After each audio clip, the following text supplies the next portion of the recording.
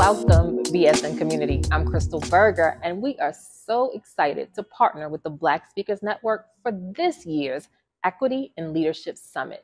We've come together with a pool of dynamic talent that are going to speak to you about what it means to have not just equal workspaces, but equitable ones. That means that you're climbing your career path, you're owning your space, but more importantly, you can dominate in your industry. We have leaders that have come from sports and entertainment, social activism, politics, you name it, we've got it.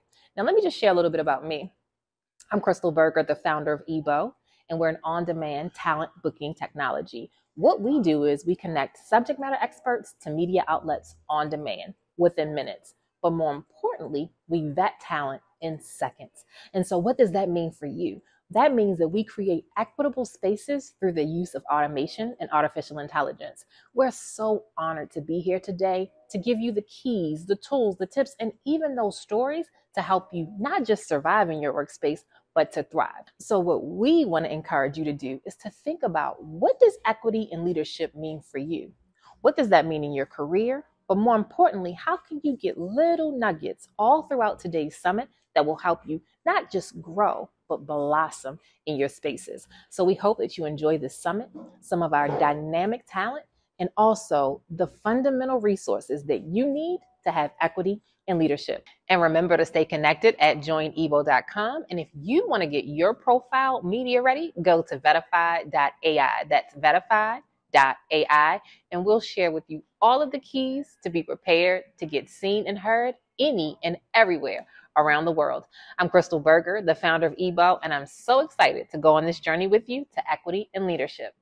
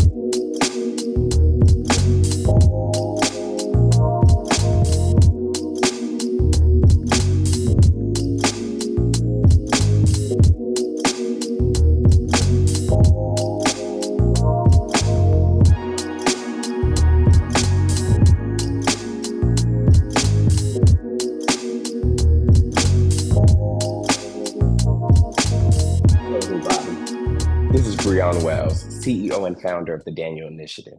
The Daniel Initiative is a government relations, strategic communications, and social impact firm. Simply put, we are a brand management firm that is pointed specifically towards the government relations space, raising our clients' visibility in the government space, or the social impact space, simply put, amongst community.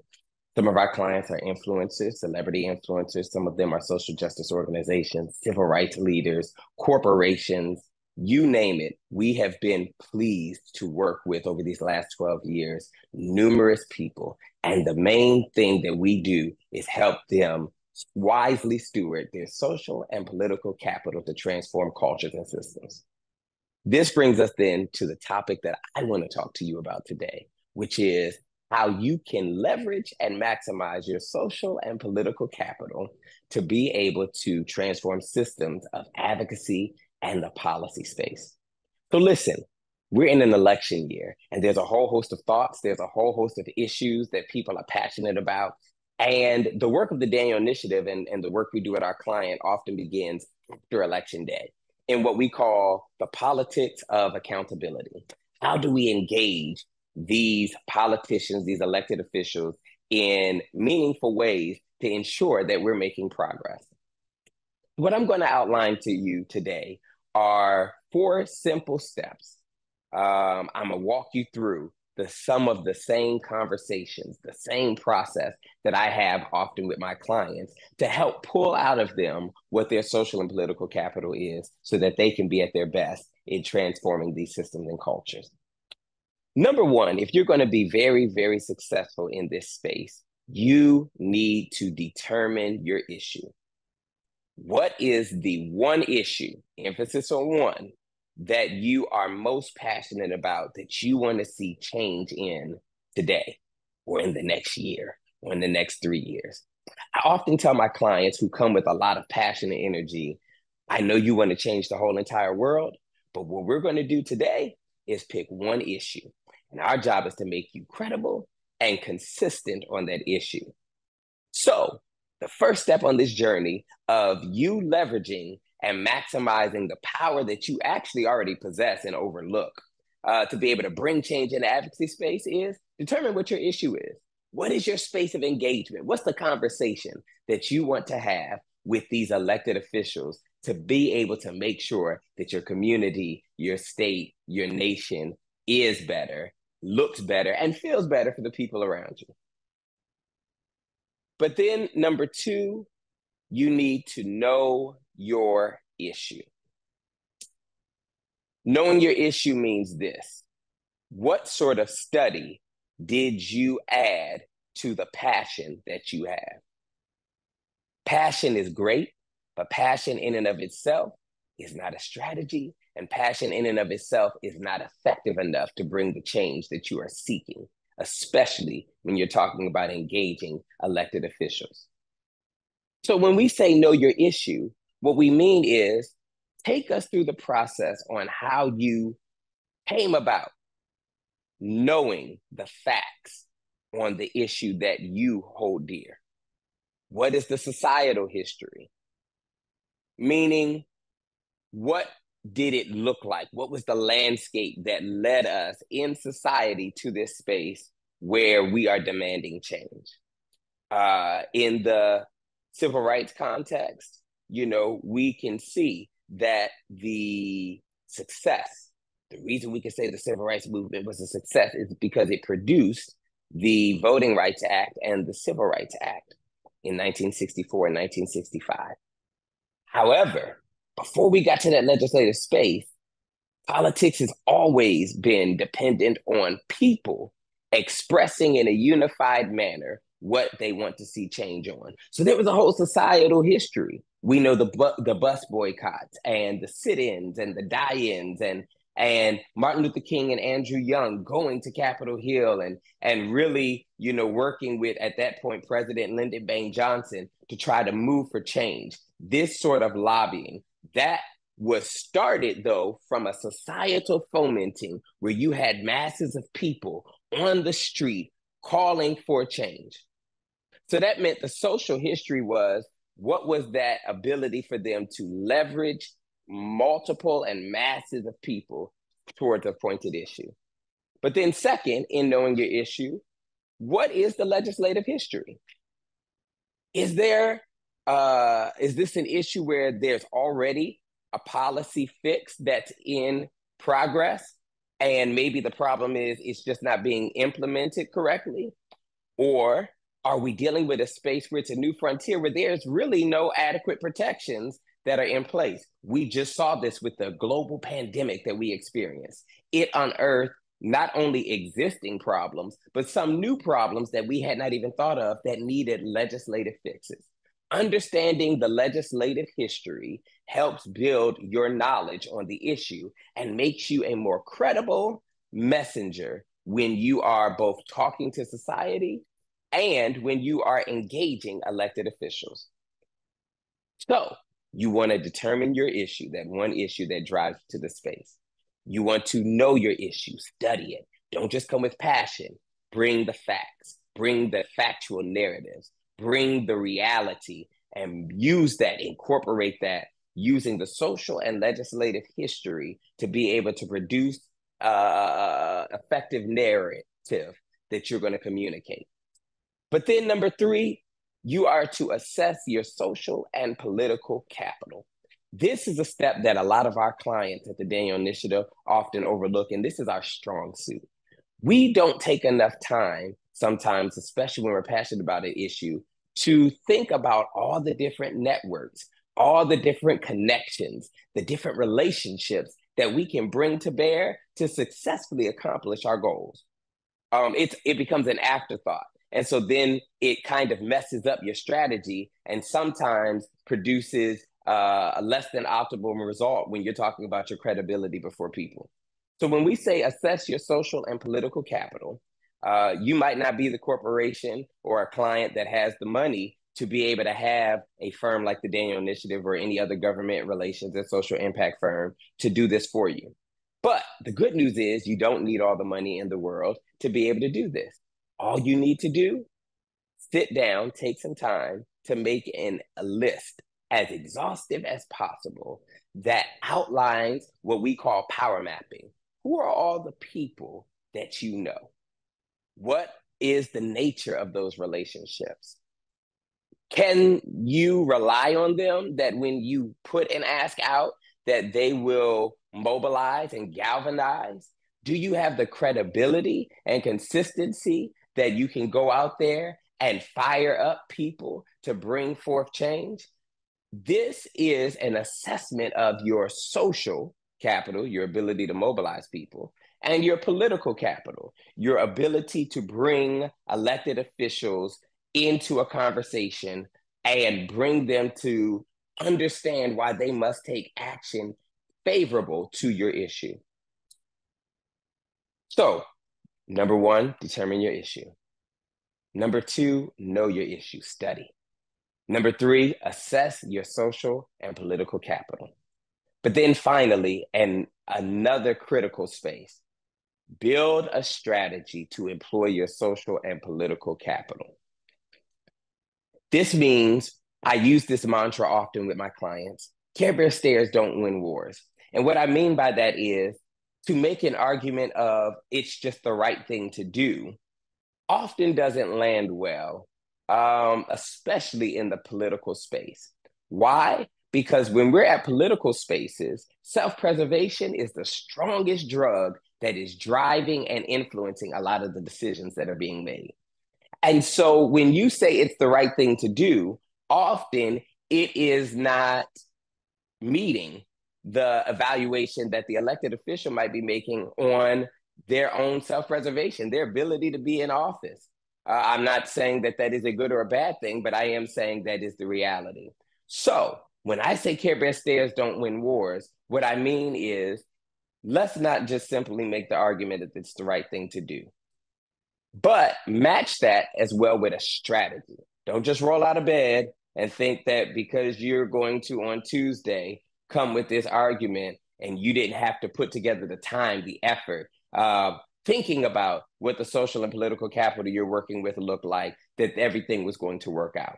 Everything takes a strategy. That means determining what you will say, who you will meet with, when, why, and how. But the way I say it to my clients, we make sure that it always makes sense.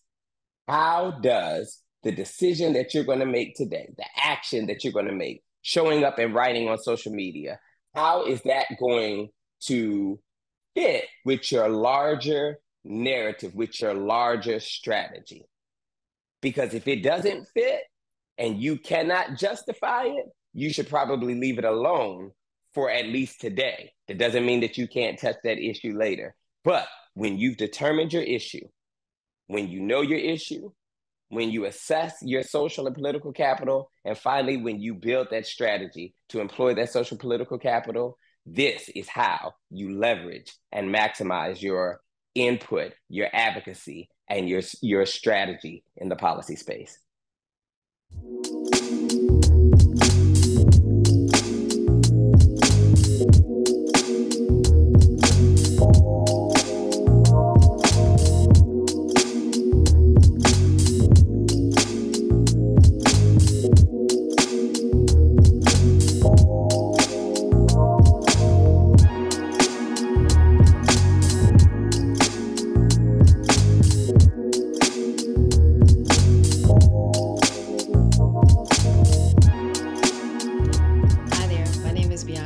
And I'm the founder of Brick Rose Exchange.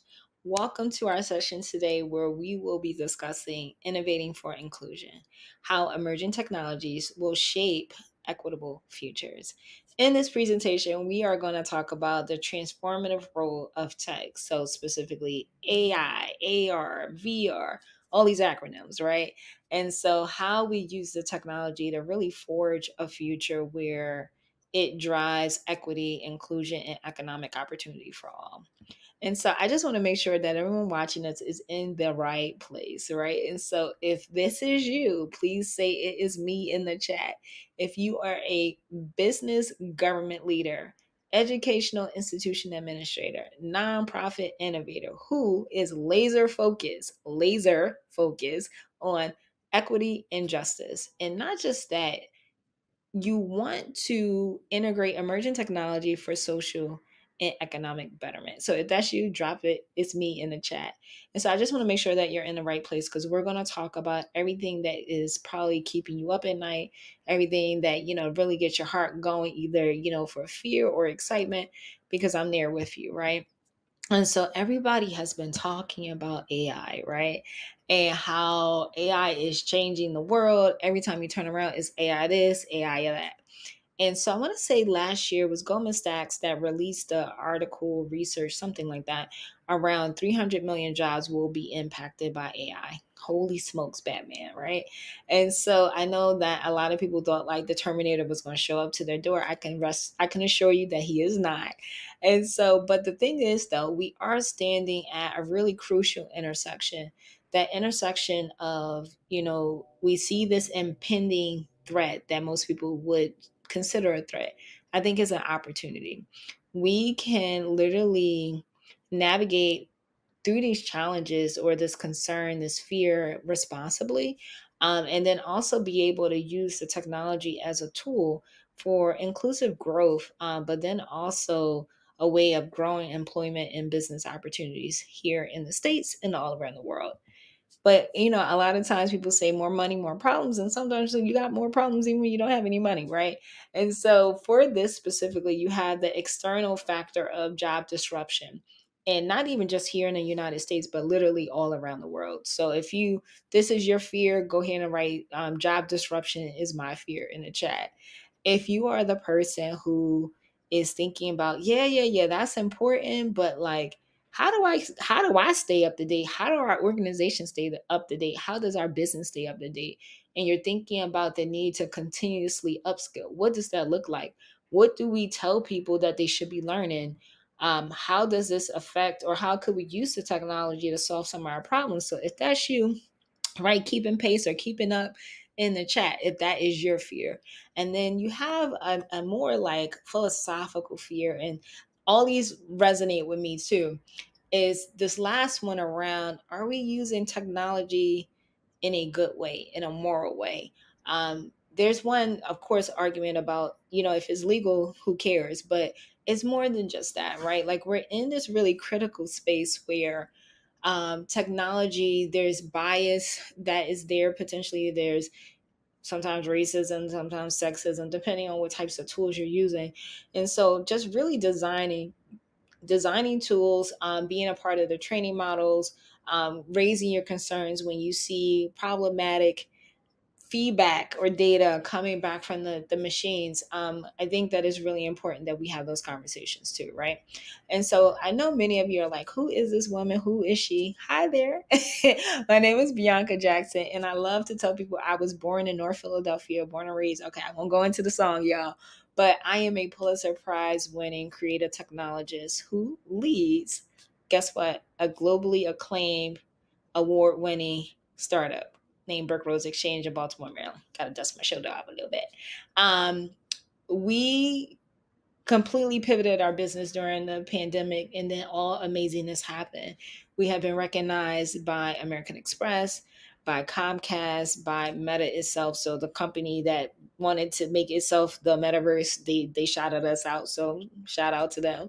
And what we do, we actually excel in all bold in revolutionizing events, experiences, and educational programs with emerging tech. So the tech that I'm talking about, where we're fostering this culture of social equity and technological inclusion. And so our work has already hit the shores of South Africa, Rwanda, Kenya, Ireland, and the Philippines. And we're currently working on projects in the Bahamas and Jamaica. So we're going to add 2 more flags up there. I'm really excited about that. But I just wanted to, rest or put your mind at ease that you're talking to someone who lives and breathes this stuff. And of course, the technology stuff, but I'm talking about the fears and the concerns that maybe many of you have, right? You're trying to figure out how to address some of these issues that I mentioned in your own organizations. You're having conversations. And if you need assistance, give me a call, right? But I want to say I bring like a global, me personally, I bring a global perspective. My team is also global as well. But this stuff really resonates in my heart. I remember growing up in a really segregated neighborhood of Philadelphia, North Philadelphia in the 90s, where the internet was just starting to become a thing. Most people didn't have computers in their homes. And so all this is hitting home for me. I'm seeing not only just quote unquote the digital divide, but some people are calling it the meta divide, where it's going to be even wider. And my goal is to make sure that, marginalized and oppressed communities don't get left behind, and that helping them identify their power and their strength of being able to leverage these technologies to, one, quote unquote, save themselves, right? Because we don't need nobody to save us. But sometimes you need access to things to be able to build on top of it. So that's why I'm here. I'm excited. And so I want to talk to you about like our strategy and how we have gone about in creating this inclusive future. Of course, we're harnessing emerging technologies to create equitable opportunities that are driving social change and social justice. One, we definitely use innovation as a way or a path forward to equality, leveraging these technologies to really break down barriers, creating access and technology. And I'm going to be really excited when I tell you about this project where we did just that, right? We focus on economic opportunity through technology. Of course, everybody is really focused on AI right now. And when we have opportunity to give our voice and thoughts and concerns and being able to steer policy and just strategy in different places, especially around ethical uses of the technology, we are big proponents of that. And so a lot of the people or a lot of the conversations that we find ourselves in the company is around people getting rid of jobs, right? Like they're creating these different programs and systems that literally could cut out jobs.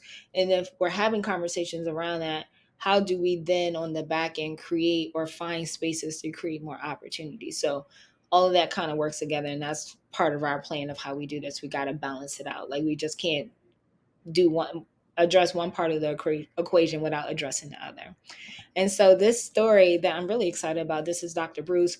Dr. Bruce runs an entrepreneurship program for Baltimore youth. So if you know anything about Baltimore, you saw The Wire, you know why it's needed, right? And so Dr. Bruce has already impacted over 100 students by himself, self-funded this program over the summer.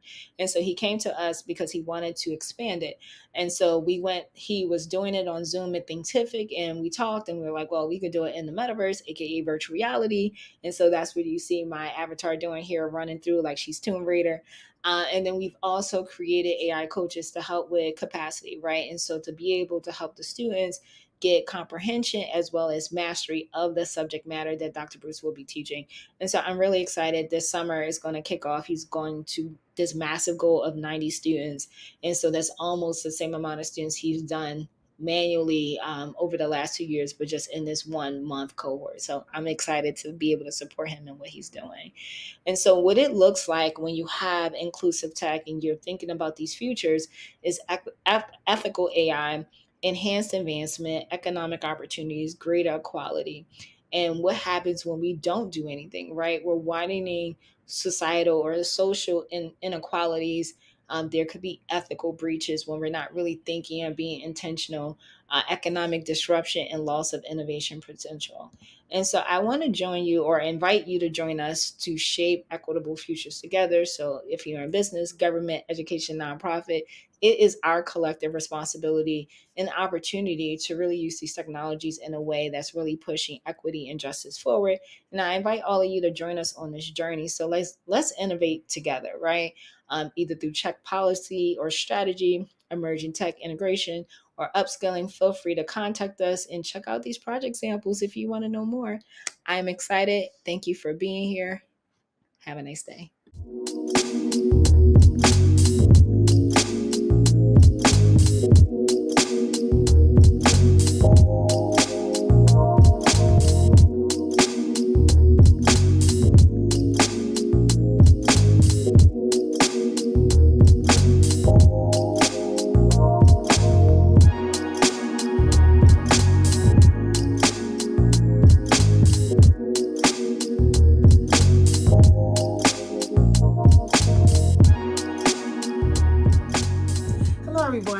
I'm Sergeant Stephanie Shannon. I'm the founder and CEO of Michigan Women Veterans Empowerment. We're a faith-based nonprofit organization based out of Michigan that empowers all veterans, service members, their family members, the youth in the 8 dimensions in wellness. I'm also a best-selling author of the book called Battling the Storm Within. It's my deeply personal memoir of living 20 years undiagnosed with PTSD caused by military sexual trauma and the Gulf War illness. It details my life before the military, during the military, after the military, and how I overcame all those obstacles through faith, and it also provides solutions. I have another book called Our Voices United. It's an anthology book project. Basically, I came together and got women veterans all over the nation and offered them an opportunity to share their stories in short story form or poem form. This book is an awesome read as well. I'm here to share my perspective and some insight on advancing equity for the Black veterans community and the road to recovery. As an African-American Black veteran, I can say during my service, and I talk about it in my book, I saw the disparities, the racial discrimination against Black veterans. In particular, I saw it in ranks. I saw how we were treated in lack of promotions. I saw how we were treated even during our service and after our service, in particular in the veteran community, obtaining our benefits. I experienced it myself. I experienced all types of treatment and fires. When I tried to file for my benefits, they told me they couldn't find my records. I sought all types of help in regards to telling them what I experienced in the military. No one believed me. I had a very difficult time on my transition, and I sought help, and no one really catered to my needs. So I felt as if I needed to just continue to move on with my life. And I heard various other stories about veterans, specifically African-American veterans, saying the same thing, feeling as if their voices weren't being heard, they weren't receiving the benefits and the support they had. So it was just kind of like the rumor mill. And this is all veterans of all eras. We're talking about Vietnam veterans. We're not just talking about war veterans. We're talking about peacetime veterans. We have veterans that served, period, that were saying the same thing, as if the VA was not properly getting our educational, our medical benefits, and different things. So without the hard facts, we really couldn't prove anything, basically saying there was racism. I experienced racism on various aspects. Even with seeking mental health treatment, I wanted to also experience having a Black female therapist that could relate to my needs. There wasn't anyone available to me, so I asked them to connect me with someone in the community. So I decided to just pursue that myself. I feel there's a lot of gaps in services because the military is one of the most diverse forces, and yet the staff at the VA doesn't necessarily represent our population. These are issues that we face, and as a renowned speaker that travels quite a bit, I keep hearing these issues, and I hear veterans speak, specifically African-American veterans or BIPOC veterans, of these issues, that we do not get the support we need. And when we do come in, we're labeled as if we're just trying to scam something, or our conditions are not actually as serious as they are. Our pain is belittled, or we're deemed that we're not worthy of the same thing. I hear Caucasian or other races that simply get a streamlined process. When they come in, they file their claims, they get the help, they get the assistance, and it's just really disturbing. And I'm like, why is this still going on? In 2024, we're still having these issues. What has came out is something that's very disturbing, but it's true. Equity is, by definition, the quality of being fair. The history of the military has not been fair. It has been segregation. We know the history of the United States of America. We know the systemic racism still dwells in our country, thread of the country. We know this issue still here. However, in the particular, the veteran community, we still have a lot of challenges here, especially being boots on the ground in the community. I see it all. I see the disparity of treatment.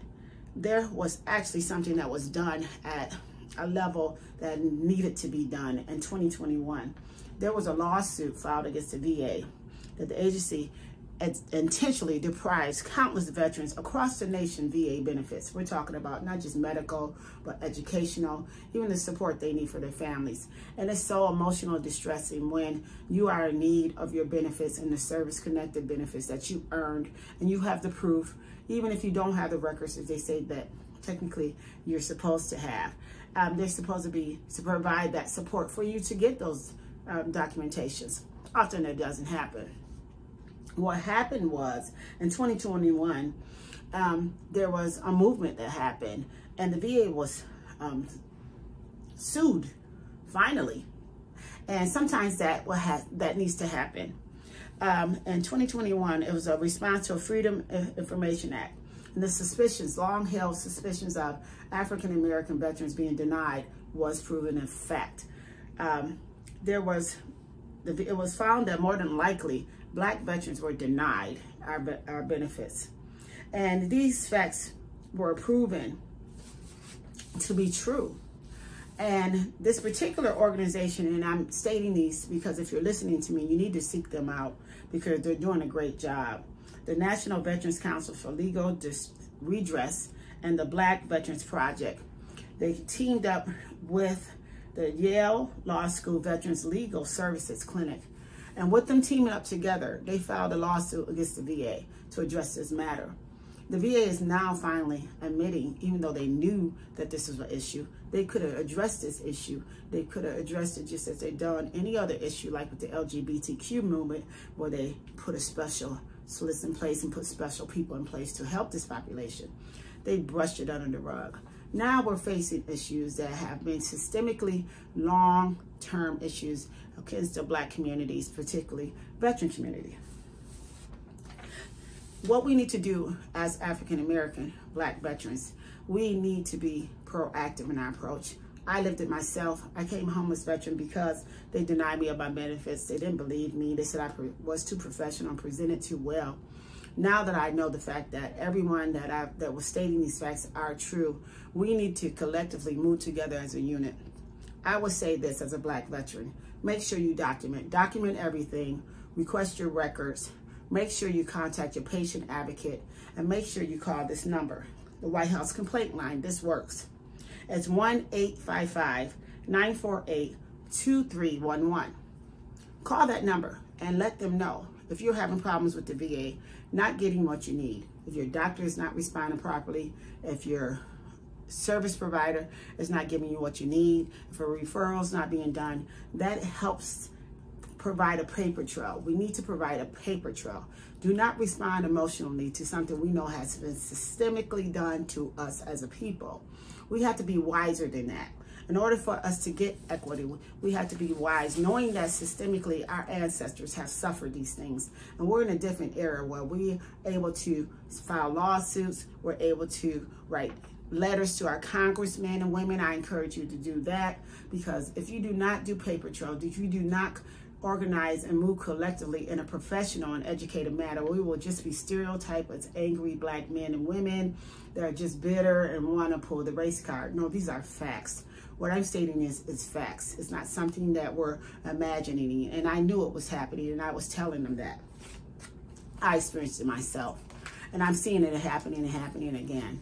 So I'm standing here, and I want to advance equity for us. But in order for us to do it, we have to unite as one, meaning that in one spirit, meaning that honoring our ancestors, knowing that they did not have this opportunity to file lawsuits, to write letters, to get responses. But you have organizations like mine, Michigan Women Veterans Empowerment. Reach out to me if you have more questions. On Facebook, we're on Facebook there. We're on Twitter at MIWVE. I'm here on LinkedIn at author Stephanie Shannon. I'm here to advocate for you. I think it's very important that our voices be heard, because remember, your voice is your superpower, and often we don't use our voice effectively. We get toxic in our emotions and complain about issues we can't, but collectively, if we tap into these resources, if we collaborate, if we speak truth to power, and our fight for equity is the place where we need to be in as a united front. I hope this helps you. God bless you. This is Sergeant Stephanie Shannon signing off. Have a great day. God bless.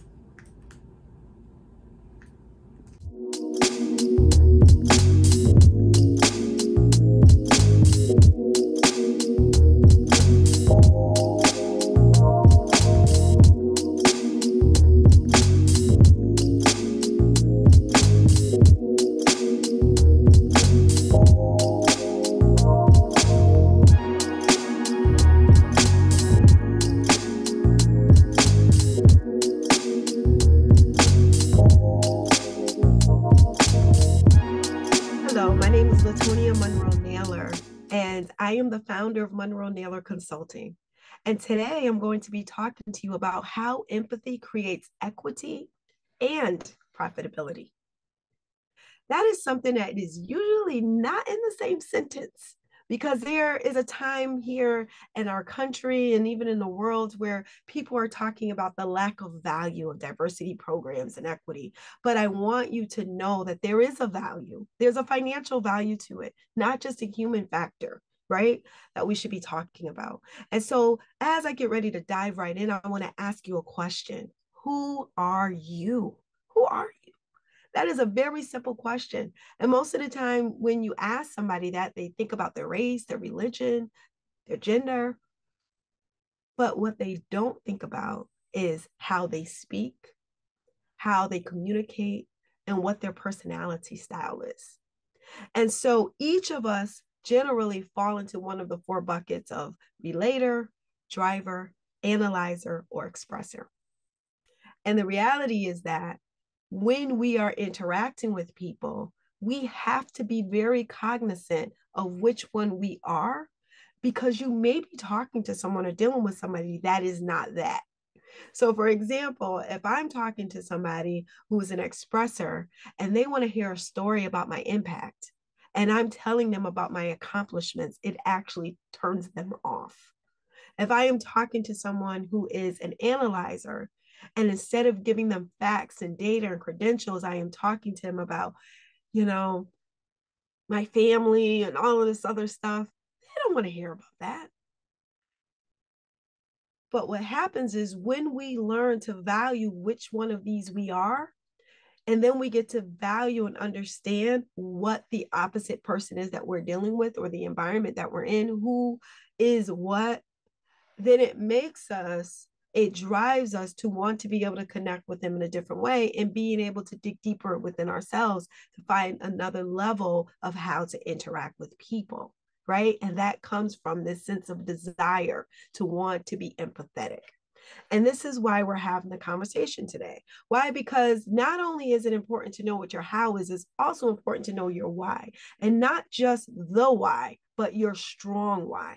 See, your strong why is the thing that keeps you up at night. It's the thing that when you don't do what you should do, it bothers you. It's the thing that when people talk about you and tear you up behind your back and say things that are not true, or try to disgruntle you or overwork you or overextend you, it's the thing that keeps you trying to figure out, how do I maintain and how do I find focus? How do I find creativity and strategy to be able to deal with these different adversities that are coming my way? The strong why. It could be your family. It could be your faith. It could be whatever it is that you sit down and you analyze about yourself, what drives you. But at the end of the day, it will keep you going when all else fails. And so it's important to understand that when we talk about empathy, we are not talking about sympathy. Sympathy is more in alignment with pity, looking down on people. Empathy is this sense of desire to want to connect, to want to not be in someone's shoes, and not even share when you are the one that has been in those shoes, right? Because most of the time we think empathy is, oh yeah, I know exactly how you feel. No, that's not what somebody wants to hear when they're going through empathy. So it's important that we kind of zero in on what type of empathy I'm talking about, okay? Not only what empathy is, but what type of empathy, because there's various types. And so let's talk about the basis of where this framework, this ideology that empathy is extremely important. Well, there was a Harvard Business Review in 2017. And what they did is they researched and they looked at the emotional intelligence framework. And at that time, there were four pillars. There was self-awareness, there was self-regulation, there were social skills, and then there was motivation. And at that time, empathy fell under social awareness. And for whatever reason, it kept pointing out, there was this thing that was drawing attention to empathy that the researchers pay very close attention to and recognize we need to make empathy its own leg, its own pillar in the framework, because empathy within itself is very powerful. And it's not, like I said, just about an emotional connection, even though that's important. It's a little bit deeper than that. And so let me tell you what the 3 types of empathy are. The first type of empathy is cognitive. It's being able to kind of put yourself in someone else's shoes, in a way of speaking, from a logical or a perspective type of lens. Then there's emotional, and emotional is being able to feel. It's when you have this connection to somebody, you can kind of feel what they're going through. And you may even carry the burden with you when you're thinking about what they're going through. And then there's compassionate, being able to relate to someone's pain, being able to relate to that, but being able to assist and move forward. And this is the kind of empathy that I'm talking about, compassionate empathy. Because what compassionate empathy does is it allows you to have a balance where you're protecting your own space and yourself, you're protecting your own heart, but you're also able to connect with someone in a way that makes them feel valued and respected. Okay? Now, why is empathy important? That's another question. Why empathy? Why am I saying that it creates a sense of profitability? Well, the reality is that when we create a space for empathy, it's a win-win for everyone. Why? Because these studies and these statistics that I'm about to read to you show that employees that experience empathy from their leaders are known to experience less burnout, more motivation, increased work-life balance. Okay. And this is a study of 900 employees, right? To see if these factors actually change or shift because they might have someone who is an empathetic leader. And it does. So here is where you get the profitability factor. You're either saving money or you're getting money because of what empathy leverages for you and for your entity. First, higher employee engagement. 76% of employees who have empathetic leaders are more engaged versus 32%. Increased innovation. 61% of employees are more innovative when they have an empathetic leader versus 13%. That is where you're making your money all right there. Innovation, people being creative, people wanting to bring ideas to your space, because it is not healthy for you to have to think of everything. When you're the leader, when you're in charge, when you're the boss, when you're the manager, you got to figure everything out. But having people that can help you figure that out is super important. Higher retention. Higher retention, okay? 57% of white women and 62% of women of color who feel their life circumstances are respected and valued by their employer report never or rarely thinking of leaving their organization. In contrast to 14% of white women and 30% of women of color who don't feel like their employer valued or respected life circumstances. Respecting people's life circumstances does not mean you give them all this time off or whatever. It just means you show them that they're heard and you're willing to be flexible where you can be flexible. Better work-life balance. 86% of employees who feel their leaders are more empathetic report being much more able to balance versus 60%. And this is where I talk about your equity. Increase inclusivity. 50% of people with highly empathetic leaders report often or always experiencing inclusion at work, compared to only 17% with less equitable spaces. We are all in the people business. There is no reason why, regardless of what you do, we are not able to find a pathway to empathy if we want to see our businesses succeed, if we want to create a space where we are profitable. You have to have empathy. Those days of being, hard taskmaster and yelling at people and treating people disrespectfully is over. But it's not beneficial if you're not sincere. And this is why the empathetic, the compassionate empathy is important, because that is where the sincerity and the trust comes from. We may not all get a chance to do a Hogan assessment to see if we have empathy or what that level is in our organization or within ourselves. But what we all do have is a mirror. We can look at our face when we're talking to people and practice in a mirror.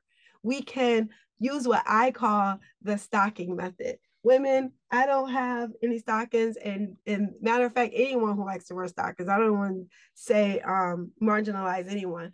When you have stockings, you have to do something which is called stretch them in order to put them on. And I want you to stretch on today. I want you to think about what you say. I want you to think about the words that come out of your mouth, because those things are very important. And if your actions don't align with your mouth, if your mission doesn't align with your mouth and with your actions, then guess what? You're not creating a space of empathy.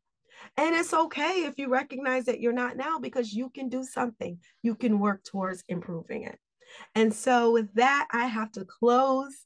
I wish I could dig deeper, but I can't. I have to go at this time. But I want to thank you for your time and tell you that you are more than welcome to look me up at monroenaylor.com. You may follow me on social media, Monroe Naylor LLC. I'm on LinkedIn, Facebook, and also Instagram, and starting to blossom a little bit on YouTube. So I look forward to seeing you there and learning more about me. Thank you. Are you ready to share your message with the world? Introducing PitchDB, the all-in-one platform revolutionizing the way speakers connect with podcasts, conferences, and media outlets. With access to over 3 million platforms, finding your perfect speaking opportunity has never been easier. Our AI integrations create personalized bios and pitches, setting you apart from the crowd. Join the movement of speakers taking the world stage today. Join now at pitchdb.com.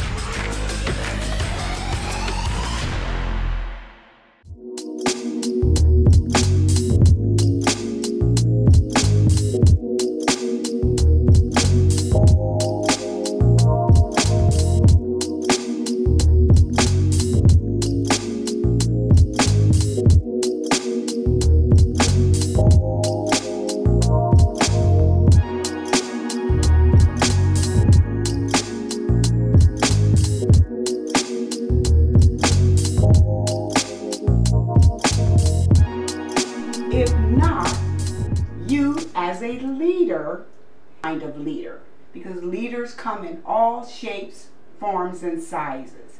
It's a particular type of leader that we talk about today, and is talked about on a lot of college campuses, at seminars and summits like this one.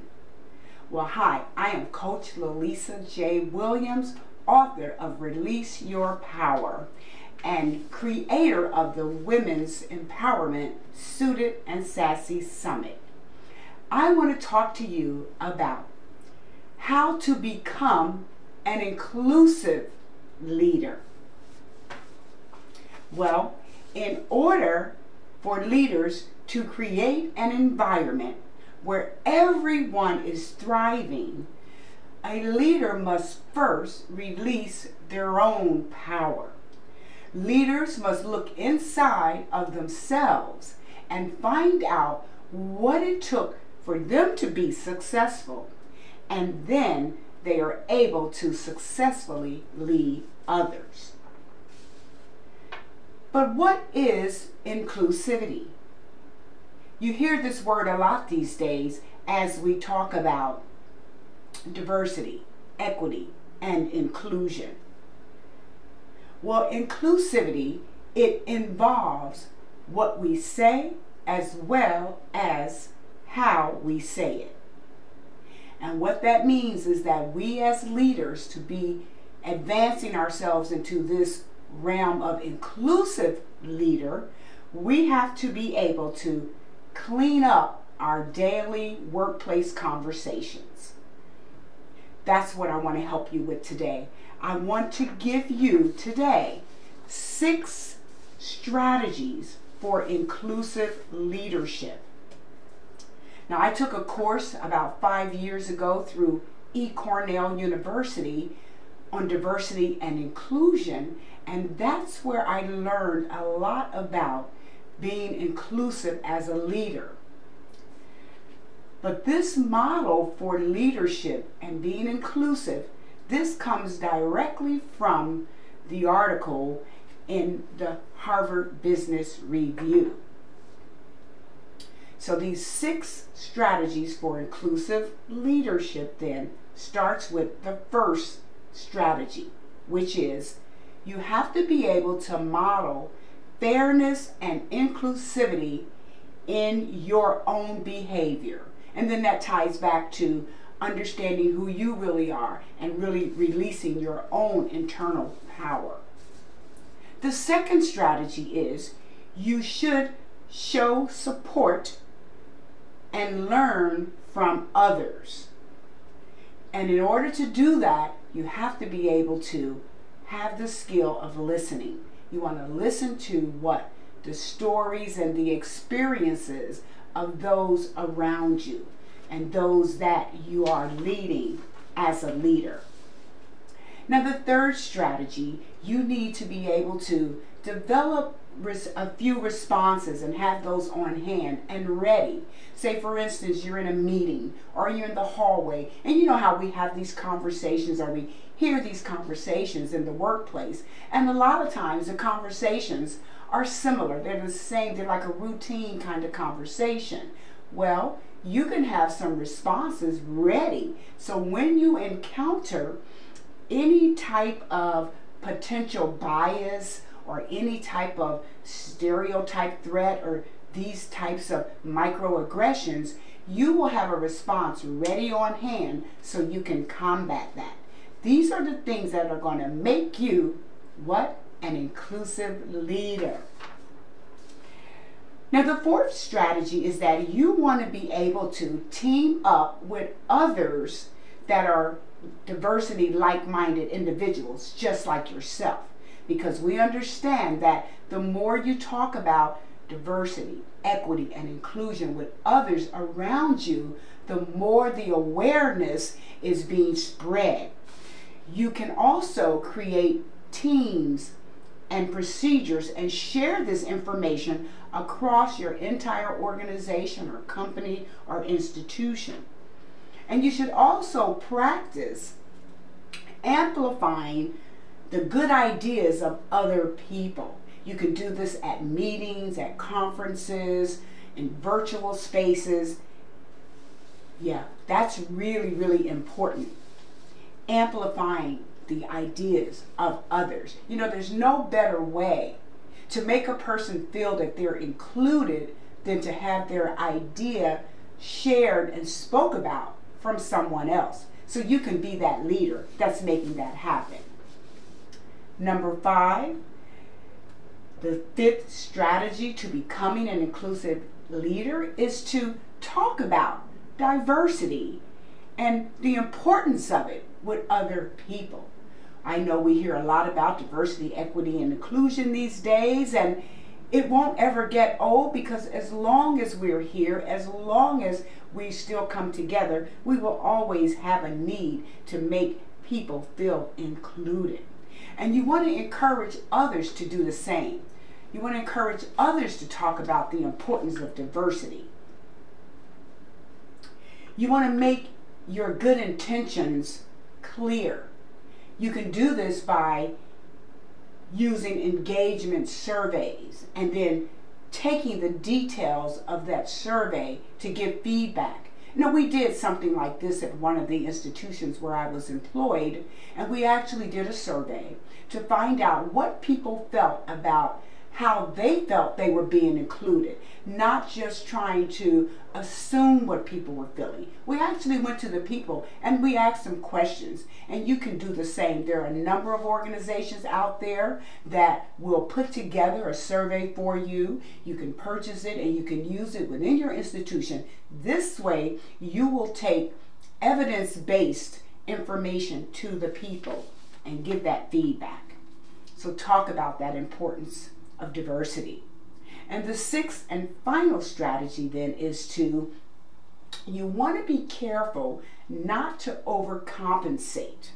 What do we mean by that? In other words, if you don't, there are people that could be in your organization that are underrepresented. It could be based on race, on their gender selection or identification. It could be based on their economic background or their upbringing. It could be based on some type of accessibility, or what we used to call disability. We now call that accessibilities, that people need to assess things certain ways. Well, you don't want to overplay it, because then people may feel like we're placating them or we're making fun of them. So you don't want to go overboard. So be careful not to overcompensate. And these are the 6 strategies to becoming an inclusive leader. Well, I say if you practice these, you are well on your way. Because as an inclusive leader, you will be better able to uncover various biases and blind spots and prejudices that may be running rampant within your organization.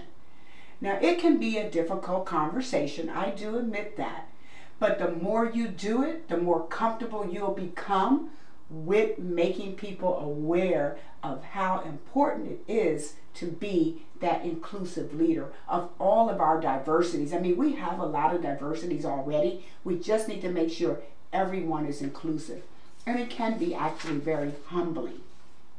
But I believe that if you follow these 6 strategies, in addition to your own research and your own discoveries, that I feel very confident that you will be well on your way to becoming one of these highly sought after leaders today that's inclusive. Well, I'm Coach Lalisa, and that's what I want to share with you. If you would like more information about becoming an inclusive leader, feel free to reach out to me. You can find me through the Black Speakers Network, through LinkedIn, and through my website at coachlalisa.com. I'm available for coaching services and training and development. You can also find out more from the Harvest Business School, which they have a whole training and discovery on diversity, equity, and inclusion. Or you can visit eCornell, the same place where I got my certificate in diversity and inclusion.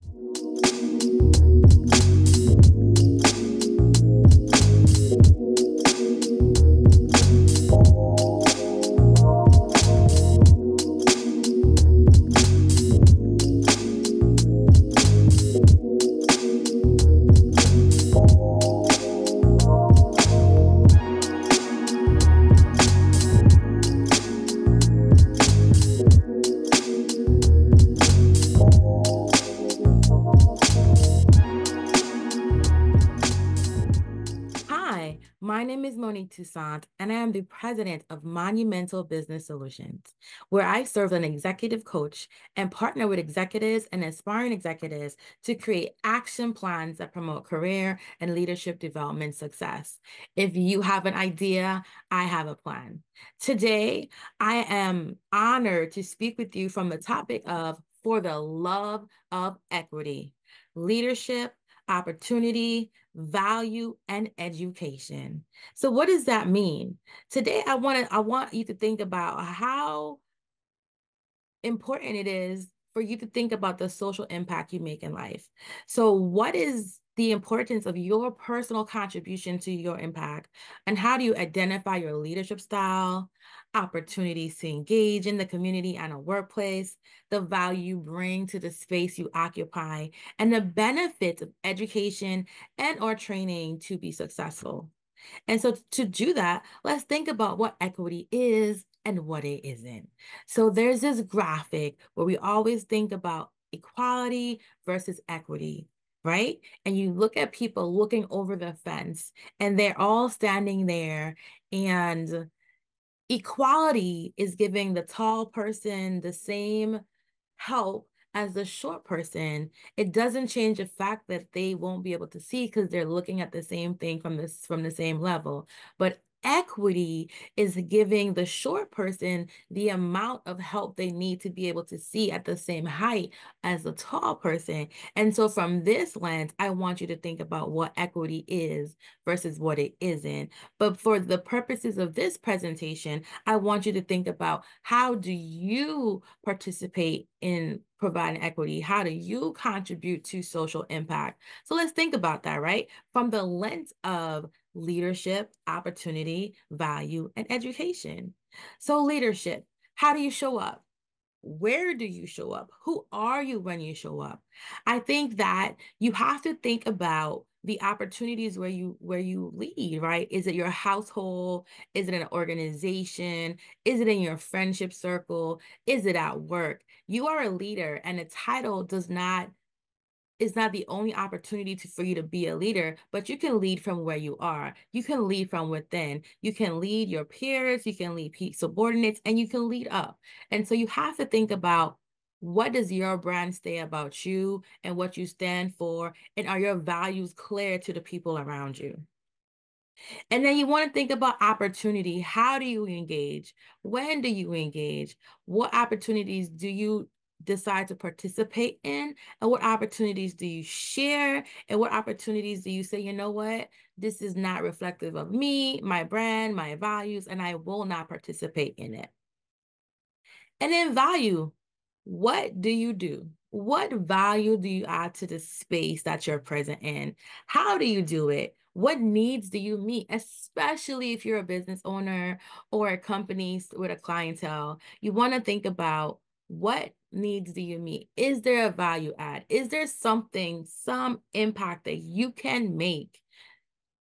And how do you do it? Right? So it's one thing to know it, it's another thing to show it and to do it. And you want to make sure that you create a value when you walk out of a room, right? Every conversation does not have to be loaded with gems, but it's important to know that people appreciate what you bring in the spaces that you bring it in, and that you add value. That's really important.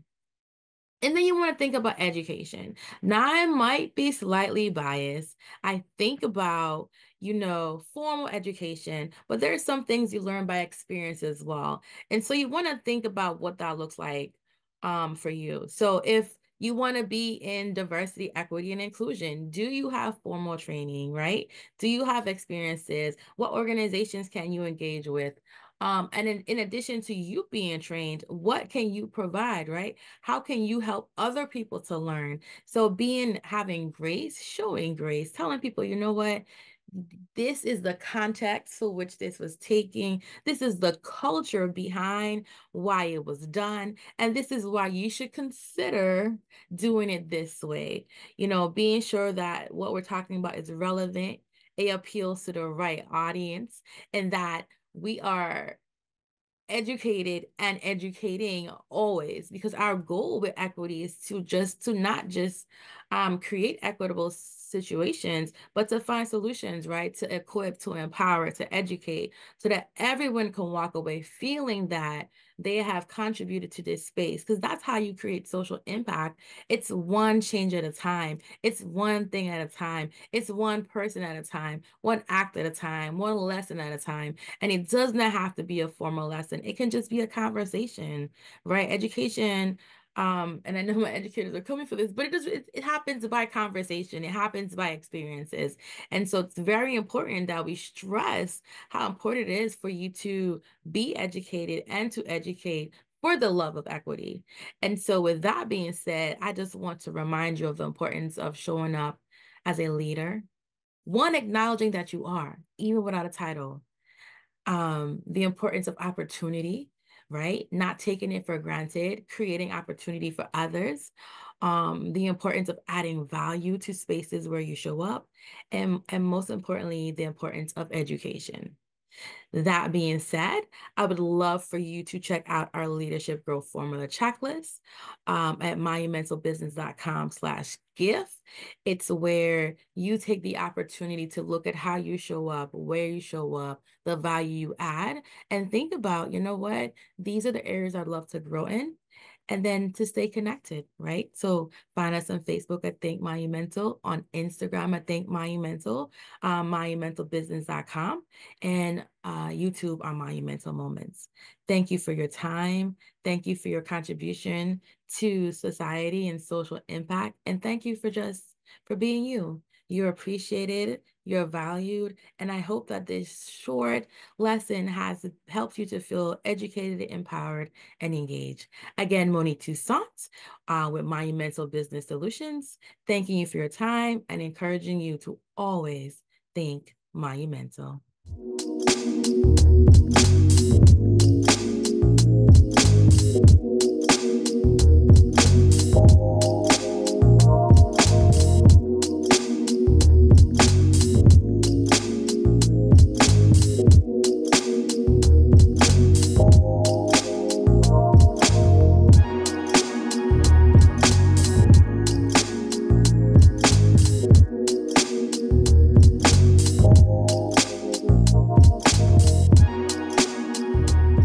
I'm Dr. Norma Hollis, and it's a pleasure to have the opportunity to give you some different perspectives on the concept of diversity and equity and inclusion.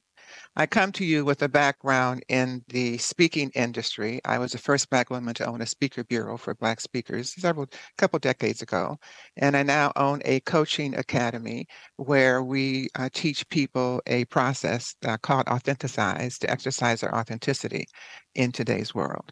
So my angle today is authenticity, and I want to talk about using authenticity and particularly the current language of workplace authenticity as a way to still do diversity, equity, and inclusion. So now that they've taken it away from us and they're telling us we can't do those types of programs, that doesn't mean we cannot still put the concepts in the organizations that we work with. So that really is about the word consciousness. And that's what I propose, and that's what I align authenticity with a lot, is levels of consciousness, levels of awareness. Because clearly the people that don't get DEI don't have a level of awareness of the value that it brings to the organization, to the individuals, to society as a whole, and on and on and on. So it's an issue of consciousness from an angle that you can look at. You may not necessarily use those words, but you have that understanding. So consciousness, as I said earlier, relates to levels of awareness and levels of understanding. And here in our world, in America particularly, we have all different levels of understanding. And that's why there's a lot of conflict and there's a lot of discord, because we're not aligned in our values and they're not aligned in how we see the world. And so what we're doing with the whole DEI movement and moving in that direction is raising the consciousness again of the leaders and organizations so they see the value. So since we can't use the words DEI, we can use the word authenticity. But what does authenticity mean? Authenticity means honesty, trustworthiness, being genuine, being real. It means oftentimes going a little deeper, going beneath the surface. It means maybe stepping out from the crowd. It means speaking up. It means a lot of things that are very much aligned with the whole DEI movement, as well as with consciousness. And since workplace authenticity is coming into the fold and being introduced to society as a whole, and seem to be being embraced by the corporate arena, why not take that approach? And the approach of authenticity from the levels of awareness and dealing with consciousness to raise the understanding of why DEI, or another way you may want to refer to it, is so important.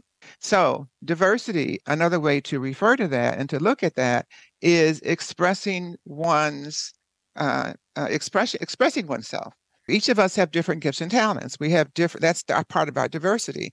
Our diversity is really only 0.1% of our differences, because as human beings, as the animals, human beings, we're alike in 99.9% of who we are. It's just that small percentage that makes us different, that makes us diverse, that makes us authentic. So using the word authentic to refer to the diversity part is one way that you could still approach diversity, equity, and inclusion. Okay, equity has to do a lot with truth. What is the truth? And authenticity talks a lot about truth. The challenge we have in the work environment is that we share different truths. So where is the truth or truths, plural, that we have in common?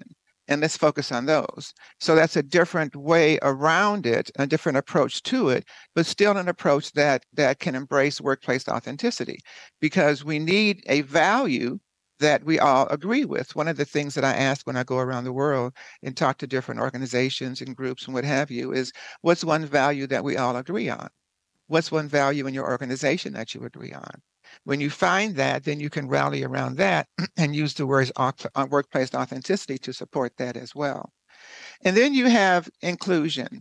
And inclusion, from my perspective, has a lot to do with communication.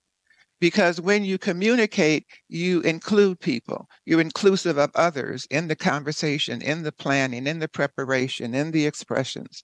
And so inclusiveness in many ways refers to a deeper level of engagement, a deeper level of communication. And that also can be achieved through a workplace authenticity perspective. And one more that I'd like to add to that is the issue of culture. You know, when I owned my speaker bureau, I had a lot of people that would come to me after being in the workforce 10, 20, 30 years. And they would say to me, "Oh, Norma, I really want to start speaking because I want to talk about how I lost myself in the work world because I had to give up myself in order to be who the organization wanted me to be." So they had to adapt a culture that was not natural for them. And in the process, they lost some of their own authenticity and they wanted to get it back. Well, why does it have to be lost? Why not incorporate authenticity in the culture of the organization? So from that kind of perspective of authenticity and workplace authenticity, you can begin to build the same concepts in organizations in a way that is maybe not be as obvious to them that you're bringing it for the diversity of everybody involved. So as I mentioned, my name is Dr. Norma Hollis, and I spent 30 years researching authenticity and what it means to be authentic and to live an authentic life. I have 13 different programs that I bring to individuals and organizations, and I have people that I train, coaches and trainers and speakers and others. I'd love to talk with you if you're interested in something like speaking or training or coaching in the area of authenticity, or also if you're an organization looking to bring more engagement and workplace authenticity into your environment. You can reach out to me at normahollis.com. There's a contact form there. You can learn more about me and the organization and about authenticity.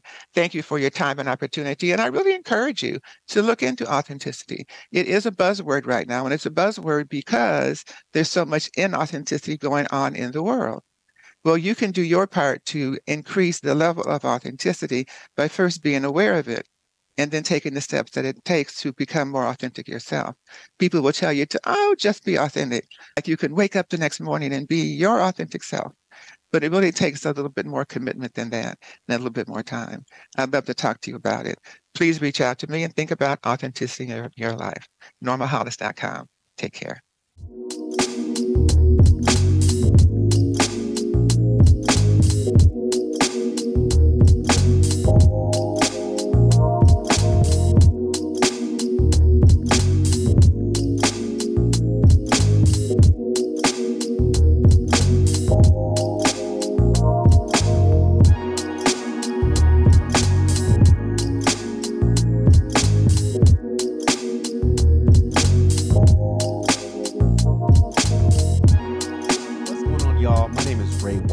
Host of the On the Mic with Ray White podcast.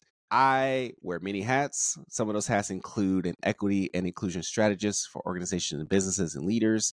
Some include being a husband and father. Some include being a mid-level leader and supporting mid-level leaders in the efforts to help grow strong organizations. And other hats include being a professional board member, because I feel like I'm on a lot of boards. But one particular organization now I want to highlight in how we are developing local Black leaders and building them up to make an impact within the community is the Be Black Foundation. I am a Southern California kid. that moved to Oregon to go to college back in 2008, and through pretty much 2008 till now in 2024 have seen the amount of changes that our community has been a part of when it comes to not only the Black population, but just the world, the social impact as a whole, to develop more and more voices of the next generation and our minority folks to be a part of the social change in our community. Considering that in Oregon, there are probably about 2%, less than 2% Black population within the state, and they all live up in Portland. That's no exaggeration. 0.9% live in the city that I currently live in, which is Salem, Oregon, or in Marion-Polk County. And that is a very small amount. Like, you literally could walk down the street and wonder, will I see a Black person today? And honestly, that was my thought early on when I first moved here. But no, more and more Black folks are moving into Oregon or moving from those highly densely populated areas into communities like mine, Salem, Oregon, which is a capital of the state of Oregon. But that still begs the question of whether or not Black people in this community have what they need to be successful, know who to go to, know who to connect with, be able to know that their voice is being heard, valued, and regarded when it comes to social change that is happening within our city, especially with the Capitol happening down the street, and just be able to live psychologically and economically strong, right? As we have all witnessed within 2020 and the social unrest that occurred across the nation, is becoming highly important that we take note in where we're building leaders to help advance equity for our historically excluded communities, which leads to the first point that I want to make, is to be able to know what your gaps, barriers, and history of the local context that you're a part of. So, like I stated, being in Oregon, there are very few Black folks that live in the state and for sure in the city. Historically, the state of Oregon has been a deterrent place for Black folks, especially with the sundown laws, the larger the KKK movement in this area, and just some of the economic barriers with redlining and lack of support in certain populations, where resources are being moved down and food deserts is occurring in areas within the state. And this makes it hard for Black folks to, if they move here, to stay here. Another reality is just the struggle for Black businesses to grow and thrive, especially when there's so few amount of Black businesses in the area. The Black Business Association of Oregon has done a study where they articulated there are probably about 500 businesses, 530 Black-owned businesses within the state. And again, a largely amount of them are living or operating in the Portland area. So when you look a little bit south in the Marion County that I'm a part of, there's very few that are operating here. Knowing that is hard for the economic drivers of our population to grow and advance, especially for those who are Black looking for home ownership or to advance their students in education, or just being able to know where to get your hair done. You know what I'm saying? Like, these types of entities makes it really difficult when you have to travel about an hour away to make that happen. So one opportunity that we need to be able to know as leaders, developing other leaders in the community, especially those that are Black and brown, is to identify and understand what those gaps are. Because then that helps you craft a vision and a plan to help close that gap, which is my next point. Being able to develop a clear vision and collaborating with others to help with that shared vision. This is where the Be Black Foundation comes into play. As the board president and one of the founding board members of this institution, alongside with our executive director, Greg Peterson, and other local Black leaders within the area, we looked at this problem and said, hey, we have kids growing up in a community that are lacking or not having a clear understanding of who they are. We have businesses that are out here trying to do their very best, especially in this city, but don't have the right resources or connections to those resources to help advance and develop. And we have initiatives going on in our city that are losing the voice of the Black community, or because the Black community may not be as represented as we would like for them to be in those spaces and areas. So instead of looking at those problems and seeing that as just problems, saying, what could we do to help create that change and be that gap for the community? And that's where the Be Black Foundation comes into play, as we are a Black Leadership Action Council and creating convening opportunities to build capacity, create access, and develop next generation leaders. And through our just 1 year of existence, have already generated a lot of buzz within this community, and even identifying the 100 Black leaders and organizations that are living right here and saying, yo, hi, do y'all know each other? What do you need to be successful? Is how do we talk about the voice that you have and be able to develop and build that within the city? How do we then get to know one another and be able to patronage within the same spaces and not feel like you're alone, isolated on an island? And that has created more opportunity and generating more equity and more economic development within this community by us being able to convene the people and have access to grants and resources and funders and strategic partners who want to see the Black community develop within this area, to where we're poised to send at least close to $150,000 to 40 businesses within this year through grants and helping sustain their operations and providing trainings and workshops and classes so they are stronger in their development in this community, and they can stay in this community and not feel like they need to outsource or dissolve their operations because of the lack of funding and support. But it took us coming together and saying, what could we do in this gap with where we are today, and be able to leverage our strengths and skill sets and have a lens to see other people in our community that we want to thrive, that we want our people to feel stronger together. So knowing the gaps and then developing the shared vision by pulling people together, which led to the third action, which is creating opportunities. We can't be gatekeepers when it comes to knowledge of what ways that we could develop our communities. So when we have a stronger voice and share exactly what it is that we need, then we want to create the space where that is happening.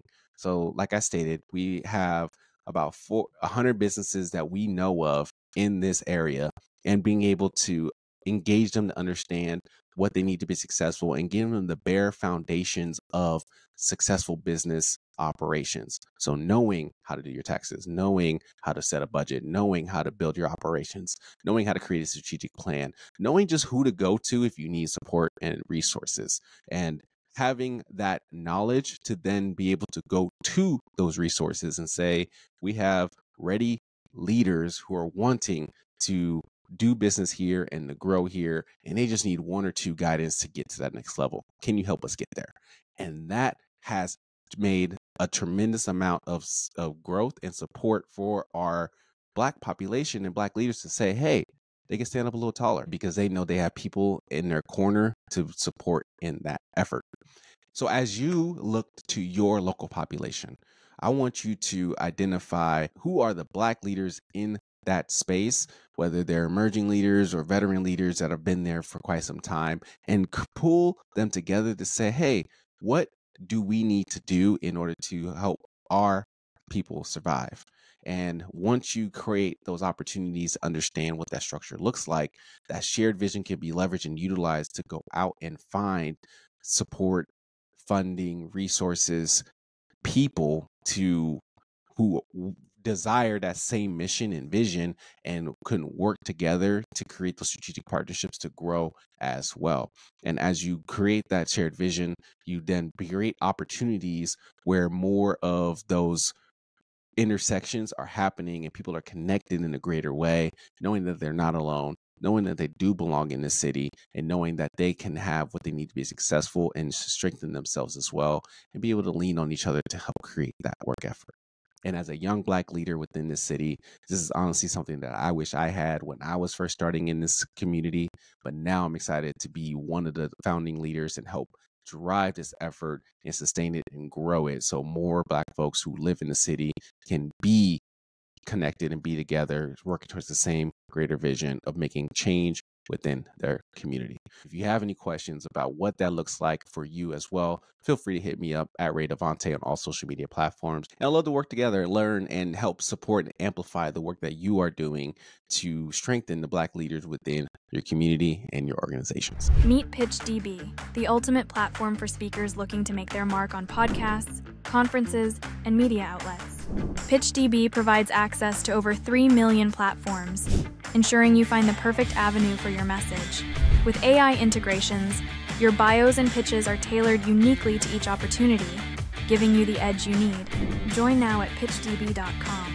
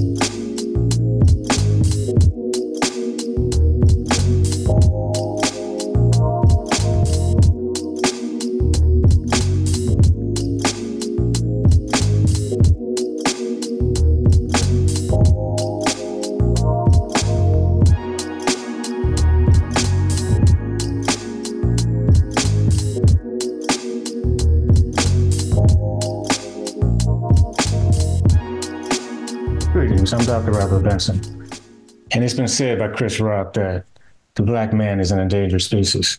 Well, is it? Today, I'm going to talk to you about the Black man in survival mode, and I'm going to share some tools and information needed for survival. A quick overview of what I'm going to talk about. I'm going to state the problem. I'm going to show you some statistical data, and I'm going to talk about something called mentoring. And then from there, I'm going to share some negative influences, and I'm going to try and discuss those influences and show how they can cause problems with the police if we need to be, and then talk a little bit more about the police, summarize and conclude, and then we'll have some more information later on. First, let's just talk about the problem. The Black man is in survival mode simply because there's just so many trends that are out there that indicate that the African-American male is failing or losing from behind. Basically, 53% of Black men in the ages of 24 to 25, 34 unemployed. In violence, there's like 1,172 Black children have died from gunfire, and that was back in 2003. Black men actually have a 32% chance of going to prison, and only 45% of Black men graduate from high school. And the graduation rates are kind of, correlated with that between 50 and 59%. But the thing that's glaring on this slide really is that 82% of Black men actually were killed by their own Black men, and that was in 2012. In 2013, that number actually went up to 83%. Some other things that are very, very interesting about this problem is that if you'll see here in the data in the slides, is that Black guys hover around the same numbers over and over again as far as being subject to gun violence and things like that, and most of it is self-inflicted. Now, there's some other things we can add to these numbers that skew them, of course, is the pandemic that we just dealt with recently. The implications of that basically is that there wasn't a lot going on. So a lot of complacency set in those types of things. It caused government shutdown. And we still really are in a recovery, if you will, as far as COVID is concerned. Now, you would think that some of the numbers would be skewed because of that, but they really aren't. And essentially, because of COVID, we are dealing with an absolutely new norm, and crime has been exacerbated for all things for the most part. But let me share a little personal story with you real quick is that for years, the one thing I really wanted to be was a professional basketball player. But the fact of the matter is that I wasn't a basketball player. Someone talked to me and they were very, very brutally honest with me about I wasn't a basketball player. That person I talked to was a mentor. And mentoring is what we need more of. Essentially, a mentor is someone who teaches or often guides a younger person. They aren't in control, really, of who sees them as a mentor. We really aren't. And to be a mentor, you really just have to live and lead by example. And that's what our young men right now need. And to kind of quote an organization I was a part of some years ago, mentoring is about every man get a man, recruit, reclaim, and retain. And that's basically pulling the coat of a young person, getting them to understand things. A little bit more about mentoring is about communication and relationships. And there's not any real special training involved with being a mentor. You just have to have a desire to lead and influence. You have to, share your experiences, teach proper etiquette to our young people so they understand things more. Lead by example, as I mentioned before. And one thing you should probably know is that you're probably a mentor right now and don't even know it. Someone is looking at you as an example of either what to do or what not to do. Mentoring is important because it can avoid us from getting into negative things like gangs and gangs. They tend to have a certain stigma attached to them in the way people appear and their attitude. Hate groups. You just hate people and don't like things, and there's no real reason for your mentality, if you will. And negative peer pressure is also associated with that. And these are the kind of things that mentoring can keep a young person from heading down that path. And they also lead to negative interactions and negative activities. Some of those things, and the ones that are probably the most prevalent right now, are drugs, drug addiction, which leads to trafficking. And there's an entirely different set of rules when you're dealing with drugs. There's street rules, and more often than not, when a person violates those rules, it violates in death or violence. It's a risk of loss of life, and there's community destruction, which in fact leads me into the next thing I want to talk to you about. I mentioned earlier that Chris Rock had mentioned something about the black man being an endangered species. And what he said basically was, well, that isn't true because endangered species are protected by the government. The black man is not protected by the government. Who is a better representative of the government than the police? There's obvious disparity in the mindset and tensions between African American and the general public about police. Police shootings in African American communities are documented, and they are constantly a source of social and political unrest in many communities. And basically, you have to, when you're dealing with police, it's something that I share with young people all the time. It's what I refer to as the 3 C's. The 3 C's, which are basically communicate, cooperate, and clear. Basically, you have to communicate with police, you have to cooperate with them, and that way you can clear yourself of the situation. And something that I always did was when I was involved with a police situation, I put both my hands out the window so they could see me. But the bottom line is you have to see yourself on the other side of the situation with police. But police aren't all bad. They aren't all negative. As a matter of fact, as I indicated earlier, the violence and most of the violence that we deal with in our communities really isn't about the police. It's about them responding. But there's some good things going on about the police. There are actually some special steps right now being taken for police to interact more with African Americans. Lincoln University, which is an HBCU in Missouri, has a law enforcement certification and training program that is specifically designed to get African Americans to become police officers. Things that they're teaching are de-escalation techniques, community involvement, which is huge, and they also are proposing a liability insurance program for police officers, which would be great because in that case, anytime a police officer acts in an inappropriate way, they'll have to pay for it because they have some kind of insurance that covers those situations. But this is a program brought on by a guy by the name of Gary Hill. He's the chief of police at Lincoln University in Missouri. Great program. So we all understand that there are, we're in survival mode basically, but there are positive examples of police interaction. Police shootings don't only occur in minority neighborhoods, okay? And appropriate mentoring programs, as I just mentioned before, can prevent negative interactions. So basically, you need to get out there, talk about those 3 C's I talked about: communicate, cooperate, and clear, okay? The survival of the black man is a team effort. And on that, the police is definitely a part of. Let's stop blaming them for our problems and let's make them a positive part of that interaction. So what have I talked to you about today? I kind of talked about the problem. I shared a lot of statistics with you about African-American violence, and a lot of it is intramural, if you will. We're killing ourselves, and it's something that we absolutely have to stop doing. If we do that, the police won't need to get involved with us. I talked about mentoring. Mentoring is huge. It's because you have to talk to people. You have to get in there. You have to find out what they're doing, and you can't do it. This can't be done in a vacuum. We have to work together to protect our youth. Okay? Negative influences, gangs, drugs, being involved with the wrong people. Those are things that we can avoid. And I talked about the police. Well, they can be dang negative at times, but for the most part, they're there to protect us. And if we don't act accordingly, then their perception of us is going to be completely different than what we intend for it to be. But let me share some sources with you real quick before I share some other things.